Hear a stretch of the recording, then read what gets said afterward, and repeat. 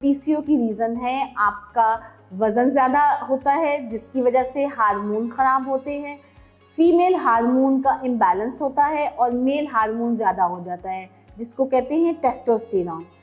Testosterone male hormone है, इसकी ratio ज़्यादा हो जाती है। दूसरी इम्पॉर्टेंट वजह ये है आपकी जीन्स। आपकी जीन्स में पीसीओ होता है जिसको हम चेंज नहीं कर सकते, मॉडिफाई कर सकते हैं।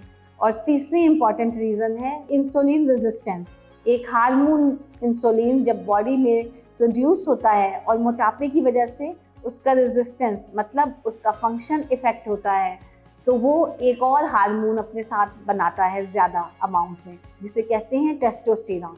ये मेल हार्मोन होता है जिसकी वजह से पीसीओ डेवलप होता है। तो पीसीओ को कंट्रोल कीजिए अपनी डाइट से, वेट कंट्रोल से और लाइफ मॉडिफिकेशन से।